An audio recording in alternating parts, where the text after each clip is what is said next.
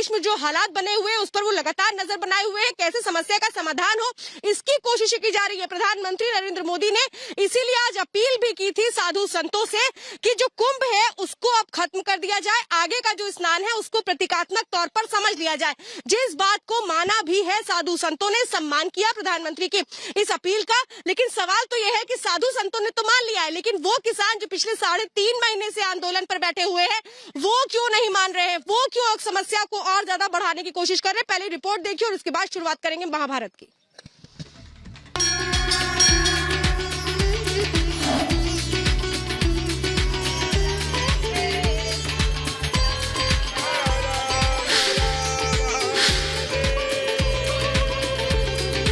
संतों ने रखा मान, आंदोलन जीवी चाहे घमासान। रणनीति रहेगी, आंदोलन हमारे जारी रहेंगे, चलते रहेंगे। संत आए साथ, आंदोलन जीवी करें आघात।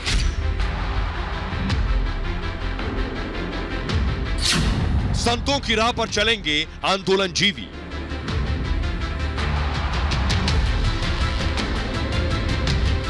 देश भर में कोरोना की दूसरी लहर के खिलाफ जंग जारी है। दिल्ली, मुंबई सहित कई शहरों में नाइट और वीकेंड कर्फ्यू लगा दिया गया है, तो दूसरी तरफ प्रधानमंत्री मोदी ने खुद मोर्चा संभाला है। कोरोना के बढ़ते मामलों के बीच पीएम मोदी ने संत समाज से सीधे अपील की। मैंने प्रार्थना की है कि 2 शाही स्नान हो चुके हैं और अब कुंभ को कोरोना के संकट के चलते प्रतीकात्मक रखा जाए। इससे इस संकट से लड़ाई को और ताकत मिलेगी। हरिद्वार में हो रहे कुंभ में कोरोना के बढ़ते मामलों के बाद पीएम मोदी ने संतों से यह अपील की। 50 से ज्यादा संतों के कोरोना पॉजिटिव होने के बाद पीएम ने आज आचार्य अवधेशानंद महामंडलेश्वर जी से फोन पर बात कर सभी संतों का हाल जाना। कोरोना के खिलाफ युद्ध में पीएम मोदी की अपील पर संतों ने भी बिना देर किए साथ सहयोग का भरोसा दिया। वे बाहर से संक्रमित होकर श्रद्धालु आए थे और अब लगभग प्राय सब स्नान संपन्न हो चुके हैं। पर माननीय प्रधानमंत्री जी का और मेरा हम सब संतों का ऐसा भी आह्वान है कि अब आने वाला स्नान प्रतीकात्मक हो, सांकेतिक हो और धर्म यही कहता है कि पहले प्राणों की रक्षा की जाए। और हम हमेशा से जो सरकार के साथ जो भी गाइडलाइन है, हमारा मानना है कि जीवन का रक्षा करना पुण्य है और जीवन का रक्षा संत लोग नहीं करे तो कौन करेगा। प्रधानमंत्री श्री नरेंद्र मोदी जी ने कुंभ हरिद्वार के सभी संतों से, सनातन धर्मी संतों भक्तों से जिस प्रकार से अपील किया है कि उस संक्षिप्त में कुंभ किया जाए, बिल्कुल यह देश हित में और सनातन के हित में है। हर बार की तरह इस बार भी संत समाज ने महामारी के खिलाफ देश के सामने मिसाल पेश की, लेकिन दूसरी ओर दिल्ली के दरवाजे पर बैठे आंदोलन जीवी अब भी अड़े हैं। महीनों से दिल्ली की सीमाओं पर जमे आंदोलन जीवी महामारी के बढ़ते खतरे के बाद भी घर लौटने को तैयार नहीं। बढ़ते मामलों के बीच भी अड़े आंदोलन जीवी पीछे हटने को तैयार नहीं। रणनीति रहेगी, आंदोलन हमारे जारी रहेंगे, चलते रहेंगे। लेकिन वो कह रहे हैं कि खत्म ही कर देना। वो अच्छा, उसके कहने से खत्म हो लग रहा है आंदोलन। वो कोई एडवाइजरी बॉडी का मेंबर लगा हुआ है कि वो कहकर आंदोलन खत्म हो जाएंगे। जब तक सरकार किसानों के मांग नहीं मानेगी, 3 कानून वापसी नहीं लेगी, एमएसपी पे कानून नहीं बनेगा, जब तक ये आंदोलन जारी रहेगा। ये आंदोलन शाहीबाग का आंदोलन नहीं है कि कोरोना और कोविड के नाम पे इसको खत्म कर देंगे। ये खत्म नहीं होगा आंदोलन। संतों ने पीएम मोदी की एक अपील पर देश और समाज के हित में फैसला किया, लेकिन सरकार के लगातार आग्रह के बाद भी आंदोलन जीवी अब तक अड़े हैं। और हम लगातार आंदोलन से जुड़े लोगों से प्रार्थना करते हैं कि आप आंदोलन करना आपका हक है, लेकिन इस प्रकार से बुजुर्ग लोग वहां बैठे ये ठीक नहीं है। आप उनको सबको ले जाइए, आप आंदोलन को खत्म कीजिए। आगे बढ़ने के लिए मिल बैठ करके चर्चा करेंगे, रास्ता खुले है। ये सब हमने कहा है। मैं आज भी इस सदन से माध्यम से भी निमंत्रण देता हूं। ऐसे में सबसे बड़ा सवाल यह है कि आंदोलन जीवी किसके साथ हैं? जब कोरोना के खिलाफ संत है साथ, तो आंदोलन जीवी क्यों करे आघात? Bureau report, Republic Bharat.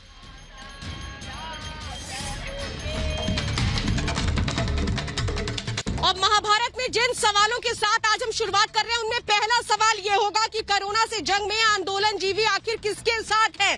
क्या वो इस लड़ाई में सहयोग नहीं करेंगे? क्या अभी भी आंदोलन जारी करके असहयोग करने की कोशिश करेंगे? दूसरा सवाल महाभारत में होगा, लोगों की जान से अगर खिलवाड़ हो रहा है तो इसके लिए जिम्मेदार कौन है? जो आंदोलन में बैठ रहे हैं, अगर वो कोरोना संक्रमित होते हैं तो फिर इसकी जिम्मेदारी कौन लेगा? संतों ने तो मान रख लिया और इसीलिए उन्होंने माना कि हाँ, जो अपील है प्रधानमंत्री की उसको हमें मानना चाहिए। फिर आंदोलन जीवी क्यों अड़े हैं? क्योंकि प्रधानमंत्री ने उनसे भी अपील की थी। सवाल यह है कि संतोष के से क्या सबक लेंगे आंदोलन जीवी। और मेरे साथ इस वक्त खास मेहमानों का पैनल जुड़ चुका है। मेरे साथ बीजेपी से प्रेम शुक्ला जी जुड़े हैं, रमनीक मान मेरे साथ जुड़े हुए हैं, पॉलिटिकल एनालिस्ट है, मनोज जिंदल मेरे साथ जुड़े हुए हैं, चौधरी पुष्पेंद्र हमारे साथ जुड़े हैं, मनजिंदर सिंह सिरसा मेरे साथ जुड़े हुए हैं और केवल ढींगरा मेरे साथ जुड़े हैं। आप सभी का बहुत बहुत स्वागत है। सबसे पहले डिबेट की शुरुआत में चौधरी पुष्पेंद्र जी आपके साथ और प्रेम शुक्ला जी के साथ करना चाहती हूँ। चौधरी पुष्पेंद्र जी, लगातार प्रधानमंत्री कह रहे हैं कि आंदोलन खत्म कर दीजिए, जो आपकी बातें हैं वो आगे समझी जाएंगी। प्रधानमंत्री ये तक कह चुके हैं कि एक कॉल की दूरी पर है वो, तो फिर क्यों आंदोलन पर अड़े हुए हैं किसान? क्या नहीं लगता कि वक्त की दरकार को देखते हुए आप लोग को मान लेना चाहिए, बड़ा दिल दिखा देना चाहिए?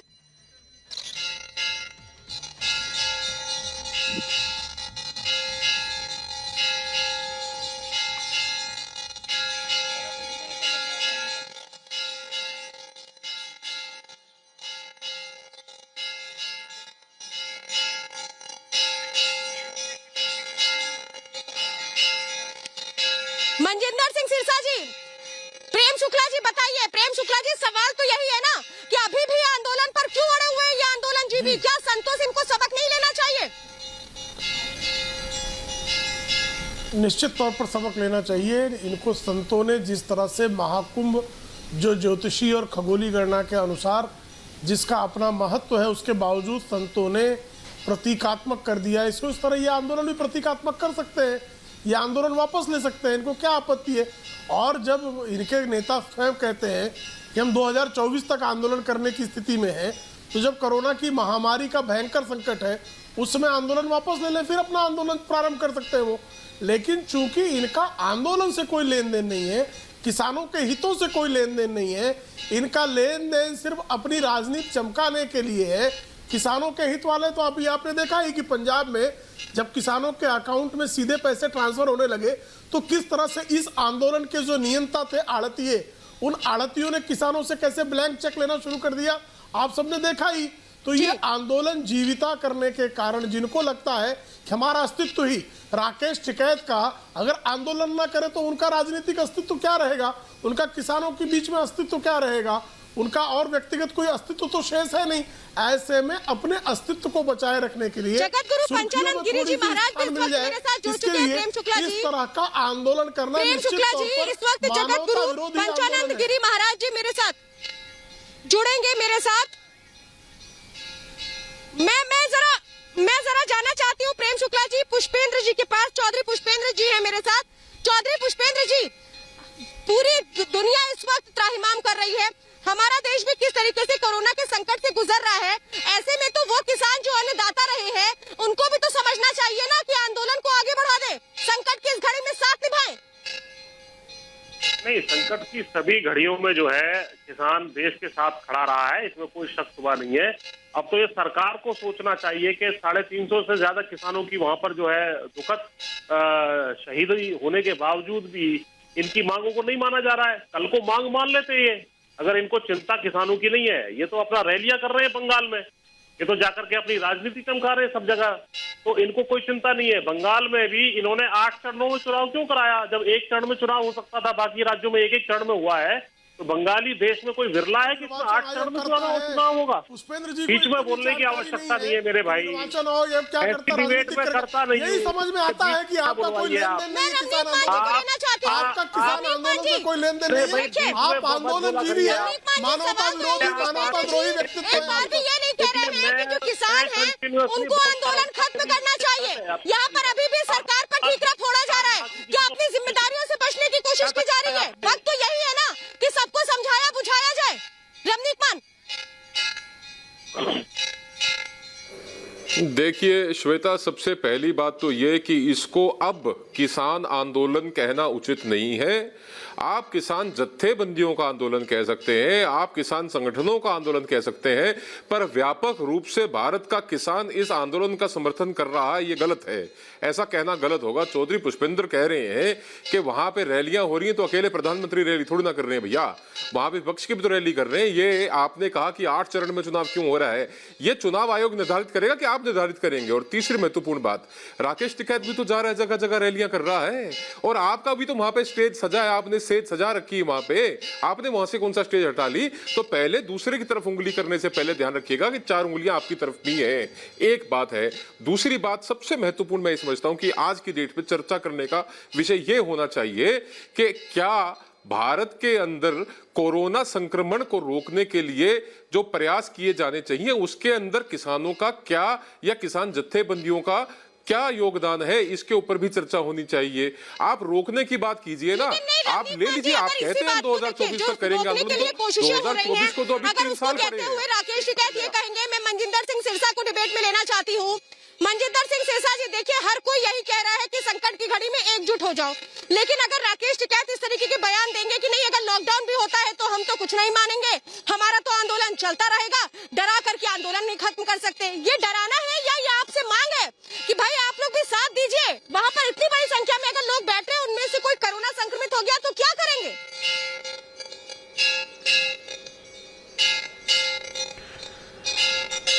जी देखिए, अब तक 300 से ज़्यादा लोग इस किसानी आंदोलन के दौरान शहीद हो चुके हैं। सबसे बड़ी बात है, ठीक है, सभी धर्म गुरुओं ने इस बात को माना, हमने भी जो गुरुद्वारे हैं, गुरु घर हैं, उनके अंदर भी हर तरह का नियमों का पालन किया है। जहाँ तक किसानों की बात है, पहली बात है, धरने पर तो किसान ही बैठे, वहाँ और तो कोई जा नहीं रहा। और अगर देश भर के अंदर चुनाव होता है, सभी पार्टियां रैली करती हैं, सभी पार्टियां रोड शो करती हैं, जगह जगह रोड शो होते हैं, जगह जगह रैलियां होती हैं, और उन चीज़ों के ऊपर जब लोगों की बात करते हैं तो फिर लोग सवाल पूछते हैं, आपके लिए इलेक्शन भी जरूरी है, देश भर के अंदर लोग रैलियां भी कर रहे हैं, रोड शो भी कर रहे हैं, तो फिर किसान को उसके अधिकारों से क्यों वंचित किया जाता है, उसको क्यों रोका जाता है? जब ये लोग हमसे सवाल पूछते तो शायद हमें भी ये सवाल का जवाब देना बड़ा मुश्किल हो जाता है कि जब किसान अगर बात करेगा तो उसके लिए अलग से कानून कायदे बनेंगे, लेकिन बाकियों के लिए अलग से कानून कायदे बनेंगे, तो मुझे लगता है कि आप भी समझेंगे कि इस सवाल का जवाब देना बड़ा कठिन हो जाता है।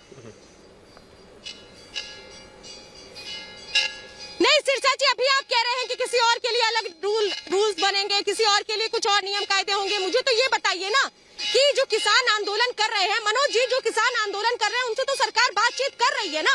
सरकार ने तो कहा नहीं हम बातचीत नहीं करेंगे, लेकिन अगर सरकार ये कह रही है कि समाधान की तरफ सोचिए और फिलहाल जो विकट स्थितियां हैं इसमें साथ निभाइए, तो क्या अभी भी हठ धर्मिता जारी रखनी चाहिए?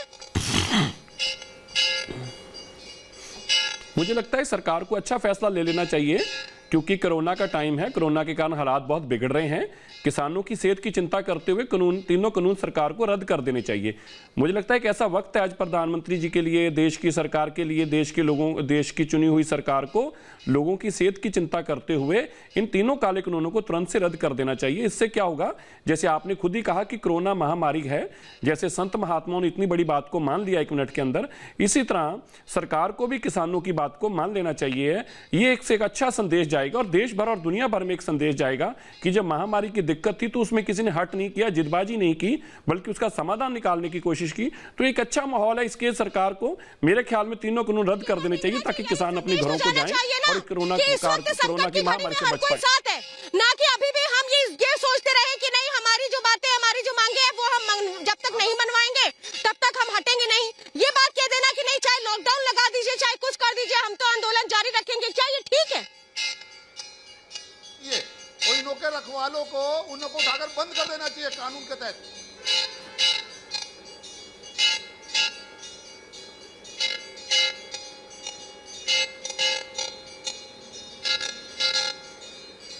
आवाज नहीं आ रही यार, बीच में आवाज। मैं रमनीक मान के पास जा रही हूँ। रमनीक मान, क्या नहीं लगता किसानों को संतों से सीखना चाहिए? उन्हें भी सबक लेना चाहिए संतों से, जो राजी हो गए हैं कि ठीक है महाकुंभ को रोकेंगे और प्रतीकात्मक तौर पर आगे की पूजा और स्नान विधि को जारी रखेंगे। क्या सबक नहीं लेना चाहिए उनसे किसानों को? जी, मैं श्वेता आपसे सहमत हूं कि कहीं ना कहीं ये जो आंदोलनकारी लोग हैं, अब इनको आप किसान कह रही हैं, मैं तो कहता नहीं, और सबक लेना चाहिए, धर्म गुरुओं से इनको थोड़ा सा सबक लेना चाहिए। परंतु मैं सिरसा जी की बात का जवाब देना चाहता हूं।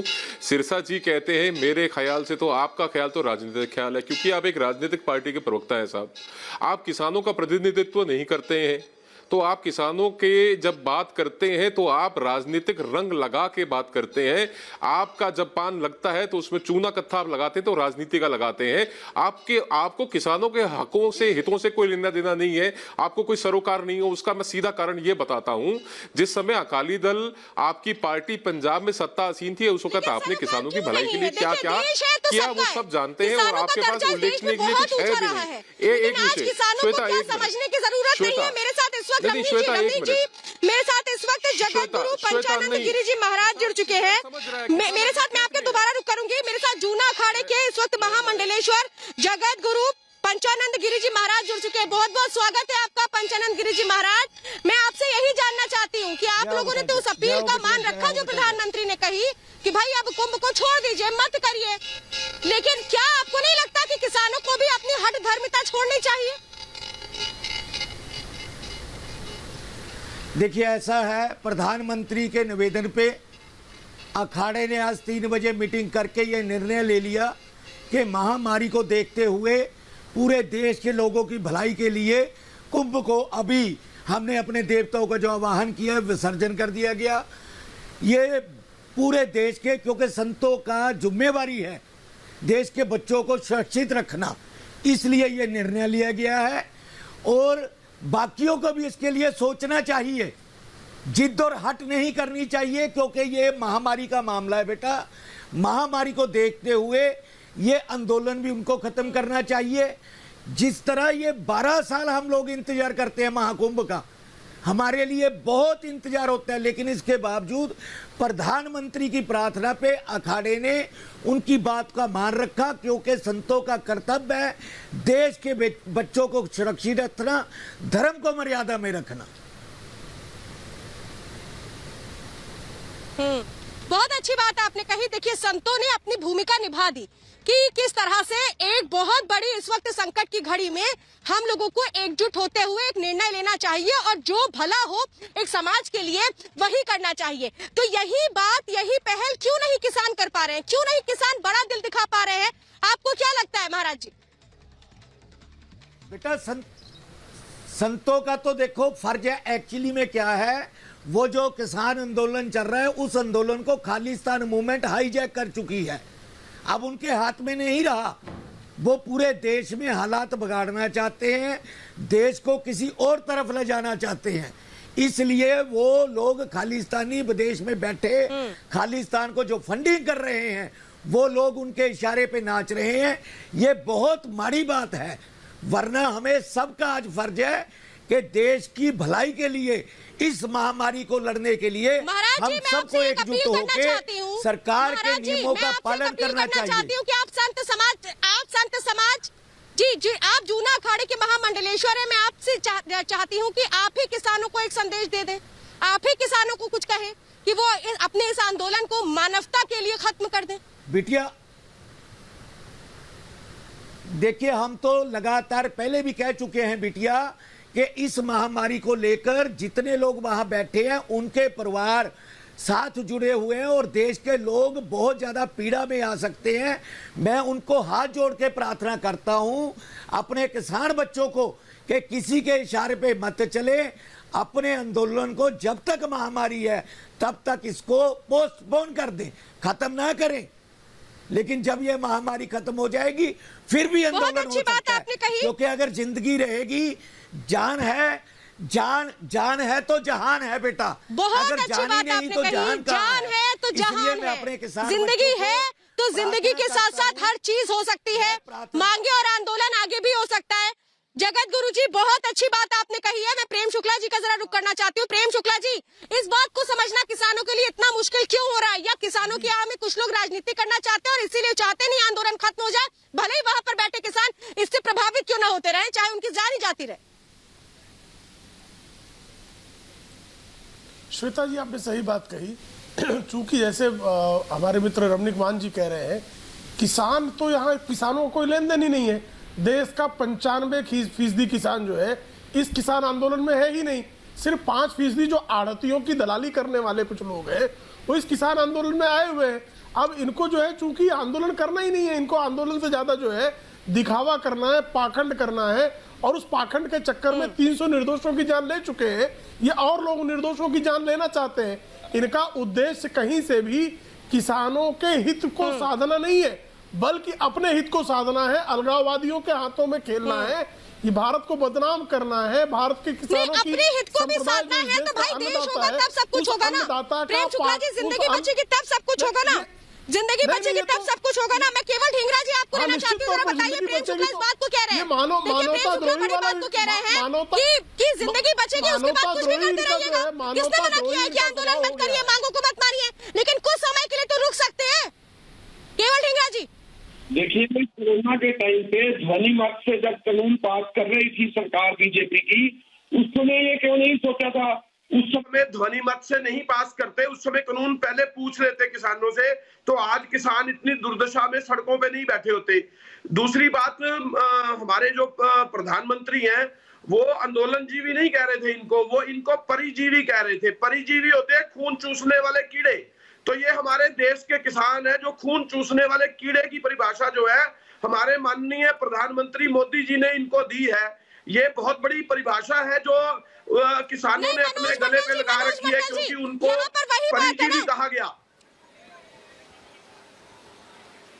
देखिए, इस वक्त सबसे बड़ी खबर मैं बता दूं, जूना अखाड़े ने कुंभ समाप्ति का ऐलान कर दिया है। बड़ी खबर इस वक्त मैं बता रही हूँ, जो भी हमारे पैनलिस्ट है जरूर सुने कि जूना अखाड़े ने ये ऐलान कर दिया है कि वो अब महाकुंभ को अपने खत्म करेंगे, वो वापस अखाड़ों में लौट जाएंगे। यानी कि वो महाकुंभ जो 27 तक होना था, प्रधानमंत्री ने आज सुबह ही अपील की थी कि अब इसे प्रतीकात्मक तौर पर आगे बढ़ाया जाए और आप लोग वापसी करें। इस बात का मान रखा गया है जूना अखाड़े की तरफ से, और जूना अखाड़े ने तय कर लिया है कि अब वो महाकुंभ से वापसी करेंगे। यानी कि आप समझिए कि मानव हित में जो काम है वो सर्वोपरि है, और वो इस वक्त किया जा रहा है। मानव धर्म सबसे बड़ा धर्म होता है। इस वक्त संत समाज ने ये बताया है, दिखाया है, और एक समाज को एक दिशा भी बताई है कि जो बेहतरी के लिए हो वही चीजें चुननी चाहिए। मेरे साथ मनजिंदर सिंह सिरसा है, मनजिंदर सिंह सिरसा, और मैं जानना चाहती हूँ इस वक्त जगत गुरु, मैं इस वक्त मनजिंदर सिंह सिरसा और अमनीक मान आप दोनों के बीच डिबेट चाहती हूँ।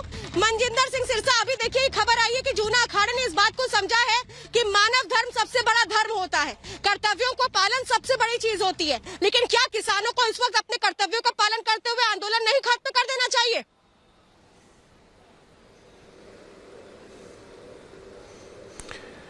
जी बिल्कुल, मैं बहुत सम्मान करता हूं, जैसे कि बहुत बड़ा अखाड़ा है जैसे आपने बताया, और बहुत बड़ी फॉलोइंग है एक, और उन्होंने बहुत बड़ा ये फैसला लिया है। और बड़ा मुश्किल होता है किसी भी धर्मगुरु के लिए ऐसा फैसला लेना, क्योंकि उसके साथ बहुत सारी लाखों लोगों की भावनाएं जुड़ी होती हैं, और ऐसे में कई बार लोग उसका अलग मतलब निकाल कर नुकसान भी पहुंचाते हैं। तो एक बहुत बड़ा फैसला है जो बहुत जिम्मेवार लोग ले सकते हैं, मैं उसके लिए उनको बधाई देता हूं। लेकिन साथ में मैं आपको ये ज़रूर कहना चाहता हूं, आप इस बात को एक तरफा क्यों कहना चाहते हैं? आप ऐसा क्यों नहीं बोलते? वहाँ तो लाखों किसान बैठे हैं, सरकार के तो कुछ ही लोगों ने फैसला लेना है, 10 लोगों ने, 12 लोगों ने या 5 लोगों ने बैठ के फैसला लेना है, या कैबिनेट के 30 लोगों ने बैठ के फैसला लेना है। तो मुझे लगता है कि बजाय हम खाली सरकार किसानों को कटघरे में खड़ा करें, हमें सरकार को भी उतना ही बात कहनी चाहिए कि सरकार को और किसानों को बैठ के इसका फैसला कर लेना चाहिए। सरकार को भी ये कह देना चाहिए कि ठीक है, जब तक कोविड का है मसला, किसानी इस कानूनों को हम तब तक के लिए रद्द करते हैं, हम नहीं चाहते। अब मुझे बोल तो लेने दीजिए आप। यहाँ मुझे लगता है मनजिंदर सिंह सिरसा, मनोज मुझे बता तो लेने दीजिए। नहीं सर, एक मिनट, मनजिंदर सिंह सिरसा जी, आपने बात कही। देखिए सर, आप एक बार में कह सकते हैं कि वाकई आंदोलन खत्म करना चाहिए, आपसी टकराव को आगे भी बरकरार रखिएगा, लेकिन कम से कम वक्त की दरकार तो यही है ना सर, या आप मानते नहीं है? नहीं, टकराव तो होना ही नहीं चाहिए, टकराव तो होना ही नहीं चाहिए कभी भी। नहीं, टकराव तो कभी भी नहीं होना चाहिए, टकराव का तो स्थिति कभी नहीं आनी चाहिए। टकराव सरकार का किसानों के साथ टकराव नहीं होना चाहिए। किसान भी सरकार, देश का हित के लिए बात करता है, सरकार भी, ऐसा तो हम कभी भी नहीं सोचेंगे कि टकराव हो। और ये टकराव का तो वर्ड भी गलत है। किसी को भी अगर कोई ऐसा करता है तो हम नहीं मानते कि ठीक होगा। लेकिन ये एक बात हमें जरूर सोचने की जरूरत है, अगर हम ये बात करते हैं कि किसानों को माननी चाहिए, तो मुझे लगता है ये एक तरफा बात होगी। हमें टीवी पे ये भी कहना चाहिए कि सरकार को और किसानों को बैठकर इस मसले का हल निकालना चाहिए, बजाय हम ये कहें कि किसान अपना आंदोलन छोड़कर चले जाएं। ये गलत होगा, मुझे लगता है ये गलत होगा। मुझे लगता है बाद में आंदोलन कर लीजिएगा, तो एक तरफा क्या है ये? मनोज जी, बैठे कहां पर है? ये तो इन्हों के दलाल बैठे हुए हैं। नहीं तो सर, ये तो इन्हों के दलाल बैठे हुए, किसान बैठे कहां हैं वहां पर? राकेश टकैत को देखिए ना, दलाल है, 800 करोड़ रुपए का स्वामी, और वो आज कह रहा है कि बॉर्डर पे बैठकर कि मैं खालिस्तानियों के साथ हूं, ऐसी भाषा बोल रहे हैं। और ये लोग कर क्या रहे हैं? ये लोग राष्ट्रीयता का कोई काम नहीं कर रहे हैं, ये तो वहां पर मजे मार रहे। किसान का बैठा हुआ है वहां पर। करोड़पति कोई किसान होता है क्या? करोड़पति कोई किसान होता है क्या? इंटरनेट पे काम कर रहा है, टीवी लगा रखा है, केबल देख रहे हैं, मजे ले रहे हैं, दारू पी रहे हैं, डांस देख रहे हैं, ये किसान है क्या? ये किसान किसने कह दिया किसान है? किसान की ओर के अंदर जो पैसा बाहर से आ रहा है उसके आतंकवादी हैं ये लोग। अगर आप गौर से देखिए, आतंकवादी हैं ये लोग जो राष्ट्र को खराब करना चाहते हैं। मनोज जी, मुझे लगता है ये मत बोलिए, मनोज जी ये मत बोलिए। आप लोग मैं ये नहीं, मैं इसको बिल्कुल भी नहीं ये कह सकती हूँ। देखिए, इस शब्द का इस्तेमाल मत करिए। आप कुछ लोगों को, अगर कुछ गलत लोग हैं तो हम अपने सारे किसान भाइयों को उस दायरे में नहीं रख सकते। हाँ, अगर कुछ लोग गलत और असामाजिक तत्व उनके आंदोलन में घुस आए हैं तो हम सारे किसानों को लाल किले के ऊपर चढ़कर झंडा लहरा देते हैं लोग। ये मनोज जी नहीं, ये राष्ट्रीय का काम इन्होंने राष्ट्रीय का काम करा था। मैं आपसे जानना चाहती हूँ, सवाल तो यही है कि सब लोग अगर मिलकर ये कहे कि हल निकालिए, बड़ा दिल दिखाइए और आंदोलन खत्म कर दीजिए, मुझे लगता है वो समाधान होगा। रमनीक, ये झूठ बोल रहे हैं, कोई किसान कुछ देखिए मैं, अरे भैया एक मिनट, सरकार की तरफ, अरे भैया रुक जाओ। अरे अति इजाजत दे रही है प्रभु, अति उत्तेजित मेरे भाई, जरा शांत हो जाओ, बात सुन लो दूसरे की भी। अरे भैया सुनो। अरे श्वेता, ये कौन है भाई ये चिल्ला रहा है बीच में? एक मिनट, अरे अति उत्तेजित भाई जरा बात सुन लो। धन्यवाद आपका। मैं ये कह रहा हूँ कि सिरसा जी जो कह रहे थे कि वो, सुनो भाई, लच्छेदार बातों की जलेबी को झूठ की चाशनी में डुबो के, एक मिनट चौधरी साहब, मेरा नाम है रमनीक मान, आपका नाम नहीं है, जरा संयम रखिए, अपने समय में बोलिएगा। धन्यवाद आपका। मैं ये कह रहा हूं कि ये लोग क्या कर रहे हैं, झूठ, लच्छेदार जो है बातों को झूठ की चाशनी में डुबो के ये जलेबियां पेश कर रहे हैं। सच्चाई ये है, 11 दौर की वार्ता में केवल 2 बातें इन्होंने कही। नंबर 1 बात कि एसडीएम कोर्ट जो है उसके अतिरिक्त सिविल कोर्ट में जाने की अनुमति दें, और दूसरी बात यह कही थी कि जो व्यापारी है उसका पंजीकरण अनिवार्य कर दीजिए। इसके अलावा इन कानूनों में कोई कमी खामी बताई नहीं, सुझाई नहीं। 11 दौर की वार्ता के बाद सरकार ने इनको लिखित पेशकश दे दी। अब इनका बनता है बताएं कि संशोधन की आवश्यकता है। ये सिरे से खत्म करने की बात करते हैं। सुनो भैया एक मिनट, बीजेपी की, अरे भैया, अरे मेरे भाई जरा एक मिनट संयम रखो भाई। क्या आप क्या समझ रहे हैं? आप मछली बाजार में है क्या? पान की दुकान पे बैठ के बात कर रहे हैं? नेशनल टीवी है मेरे भाई। एक मिनट, ये है कि जिंदगी कैसे बचे। रमनीक, इस वक्त सिर्फ और सिर्फ एक ही बात अहम है, जिंदगी कैसे बचे। केवल ढींगरा जी, क्या किसान? अरे अपने घर जाओ भाई, स्थगित कर दो। मेरी बात सुनो, महाकुंभ, ये जरूरी नहीं है? श्वेता, महाकुंभ रुका, सुनो श्वेता, महाकुंभ रुका, 10वीं 12वीं की परीक्षाएं चली, महाकुंभ रुका। अरे नवरात्रों का समय चल रहा है, लोग घरों में बैठे हैं। अरे क्या फर्क पड़ता है? आप 2024 तक चलाते हैं, 4-6 महीने बाद स्थिति सामान्य होती है, दोबारा और डोज लगाएंगे तो कोरोना खत्म हो जाएगा। डोज लगा नहीं है, जानबूझ के डोज को छुपा रखा है, उसको निर्यात कर रहे हैं डोज को, और उसके ऊपर झूठ का बुलंदा सरकार जो लोगों को ठगने लगी हुई है। ये भारत की सरकार जो है ये लोगों के साथ ठगी कर रही है। आप ना ऐसे, मैं बताता हूं, और लोगों को हमारे साथ बहका रही है, झूठ बोल रही है। हमारे साथ एक महामंडलेश्वर थे अभी जूना अखाड़ा के, हमारे साथ अभी जूना अखाड़ा के महामंडलेश्वर थे, अभी हमारे साथ एक मूर्ख महामंडलेश्वर बैठे हैं। मेरे बराबर में आपने स्क्रीन पे एक मूर्ख महामंडलेश्वर को लगा रखा है जो ये कहते हैं कि प्रधानमंत्री ने किसानों को परजीवी कह दिया। अरे परजीवी वो है आपके इच्छाधारी नाग योगेंद्र यादव, परजीवी वो है आपके दर्शन पाल, परजीवी वो, अरे ये आड़ती है सारे, आड़ती है ये चटूनी आड़तियां है, रजोना आड़ती। अरे भाई ये सारे आड़ती है, आप जाके चेक करो। मैं अगली बार आऊंगा, मैं इनकी दुकान का नंबर, इनका लाइसेंस नंबर, इनका परमिट डिटेल सब बताऊंगा आपको। और ये बलबीर सिंह है जो, सुनो, ये बलबीर सिंह है जो राजेवाल, बलबीर सिंह राजेवाल के बड़े बड़े कॉलेज है, ये पीलीभीत से लाके बिठा लिया था आपने बीएन सिंह। 600-700 करोड़ के एसेट है इसके। अरे भैया रमनीक मान और केवल ढींगरा जी, कितना मैं जरा यहाँ पर मनजिंदर सिरसा जी से एक बात पूछना चाहती हूँ। सर मैं चाहती हूँ कि आप अपील करना चाहेंगे कि आंदोलन खत्म कर दिया जाए यहाँ पर आज इस कार्यक्रम के जरिए, ताकि लोगों की जिंदगी पर संकट ना बने। ना में उत्तर दे दो ना, आंदोलन बंद करोगे या नहीं करोगे परिस्थितियों को देख के? परिस्थितियों को देख के मनजिंदर सिंह सिरसा जी आपसे पूछ रही हूँ मैं तो ये सर आपसे मैं पूछ रही हूँ, बता दीजिए। जी बिल्कुल, जी बिल्कुल मैं तो बिल्कुल हाथ जोड़कर अपील करना चाहता हूं कि ये तीनों कानून रद्द कर देने चाहिए ताकि किसान अपने घरों को जा पाएं और ये जो किसानी आंदोलन का जो हमारे पे संकट है, कोरोना का संकट है, इसका रास्ता निकल पाए। ये बहुत अच्छा एक मौका है और सरकार को तीनों काले कानून रद्द कर देने चाहिए और ये अच्छी बात है, एक अच्छा मौका है, ये एक अच्छा मौका है। किसानों के लिए भी बहुत बड़ी राहत होगी क्योंकि बहुत बड़ा नुकसान हो सकता है कोरोना के चलते और सड़कों पे बैठे किसान जो है वो ना किसान बैठे सड़कों में, तो ये आग्रह कर सकता हूँ, स्पष्ट नहीं बोल पाए। मैं तो यही आग्रह कर सकता हूँ। बड़ा दिल दिखाते हुए वापस ले लेना चाहिए आंदोलन। अभी भी वो कह रहे हैं कि सरकार समझे, सरकार बड़ा दिल क्यों ना दिखाए, किसानों की नहीं है, सरकार बड़ा दिल क्यों ना दिखाए, सरकार क्यों ना बड़ा दिल दिखाए। सरकार ने तो बड़ा दिल दिखाकर इनको निमंत्रित किया कि आप आइए बताइए कि उस कानून में क्या गलती है। श्वेता जी, अब मनिंदर जी जरा शांत हो जाए, सुन ले। सरकार ने बड़ा दिल दिखाते हुए 11 चक्रों की वार्ता की। आदरणीय प्रधानमंत्री जी ने संसद में कहा कि आप एक टेलीफोन की दूरी पर हैं, आप आइए बात कर लीजिए, आप उस कानून में क्या कमी बता दीजिए। चूंकि अलगाववादी आतंकवादी तत्वों के जो प्रतिनिधि हैं वो चाहते कानून वापस हो जाए, 95% जो किसानों का हित है उसके साथ समझौता नहीं किया जा सकता।